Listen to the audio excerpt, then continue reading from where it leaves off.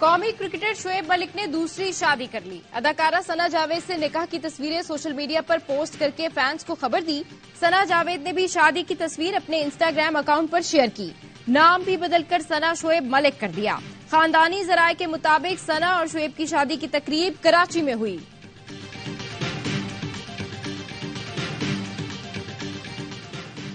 واحد سیاستدان ہوں جو عوام کی طرف دیکھ رہا ہوں. دیگر سیاستدان خلائی مخلوق سے امید لگائے بیٹھے ہیں. چیئرمین پیپلز پارٹی بلاول بھٹو کا کوٹ ادو میں جلسے سے خطاب. کہا تیر ہے شیر کا شکار کرے گا.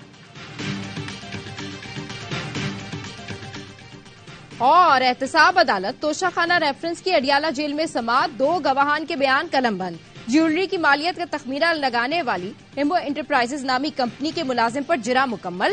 وکیل نے سوال کیا کیا آپ تصویر دیکھ کر ہیرے کی قیمت کا تخمینہ لگا سکتے ہیں؟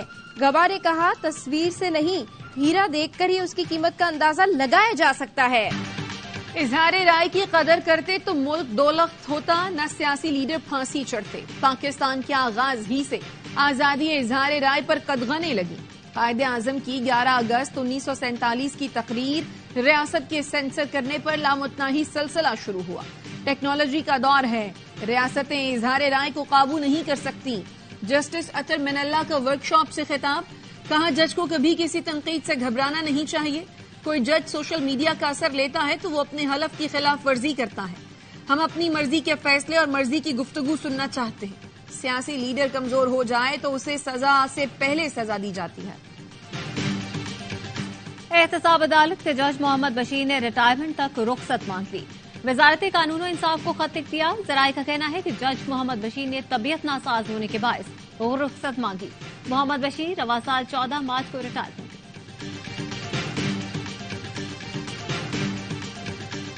چیف الیکشن کمشنر نے لاہور میں پیپلز پارٹی کے انتخابی دفتر پر حملے کا نوٹس لے لیا. پیپلز پارٹی کی شکایت پر ایف آئی آر درج. N127 کے صوبائی حلقے میں دفتر پر پیٹرول بم سے حملہ کیا گیا تھا، جس کے باعث دروازوں پر لگے پینافلیکس جل گئے تھے. پیپلز پارٹی کی سینیٹر پلوشہ خان کہتی ہیں بلاول کے لاہور سے الیکشن لڑنے پر نون لیگ خوفزدہ ہے. نون لیگ صاف میدان چاہتی ہے، کسی کو مقابلے میں نہیں دیکھنا چاہتی.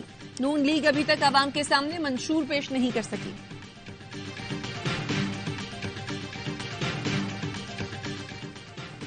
الیکشن کمیشن نے انتخابات کے لیے پوسٹل بیلٹ کا اجرا شروع کر دیا. اہل افراد 22 جنوری تک اپنا ووٹ کاسٹ کر سکیں گے. درخواست فارم ڈی آر او کے دفتر اور الیکشن کمیشن کی ویب سائٹ سے بھی ڈاؤن لوڈ کی جا سکتی ہے.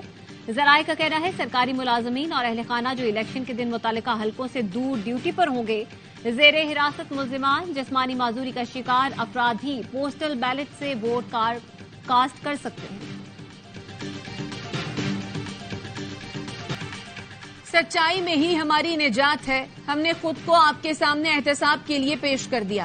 عوامی پیسوں سے چلنے والا ہر ادارہ عوام کو جواب دہ ہے.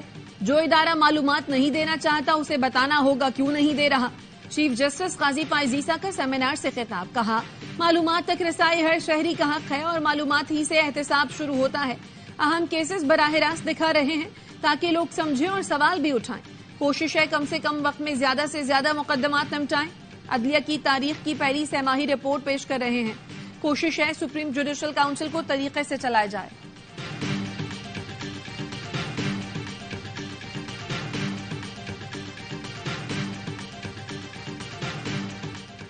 سپریم کورٹ بار نے ججز کے خلاف پروپیگنڈا کرنے والوں کے خلاف فیصلہ کن کارروائی کا مطالبہ کر دیا. اعلامیے میں کہا کہ آزادی اظہار ہر شخص کا حق ہے، لیکن اس کی آڑ میں گندی مہم چلانا ناقابل قبول ہے.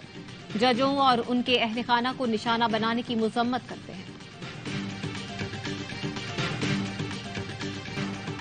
اسلام آباد ہائی کورٹ نے بانی پی ٹی آئی کی نیب کیس میں جیل ٹرائل کے خلاف درخواستوں پر نیا بینچ تشکیل دے دیا.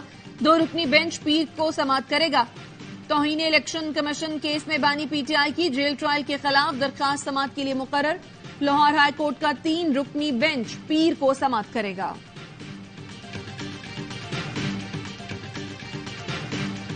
پاکستان اور ایران کے سفارتی تعلقات بحال. دونوں ملکوں کا سفیروں کو دوبارہ تعینات کرنے کا فیصلہ.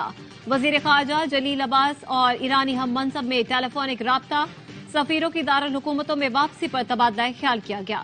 ترجمان دفتر خارجہ کا کہنا ہے گفتگو میں پاک ایران برادرانہ تعلقات اور تعاون پر زور دیا گیا. نگراں وزیر خارجہ نے کہا علاقائی سالمیت اور خود مختاری کا احترام تعاون کی بنیاد پر ہونا چاہیے. دونوں ملکوں میں کشیدگی کم کرنے پر بھی اتفاق ہوا. ایرانی سفارتکار سید رسول موسوی کا دونوں ملکوں کے وزرائے خارجہ کے رابطے کا خیر مقدم.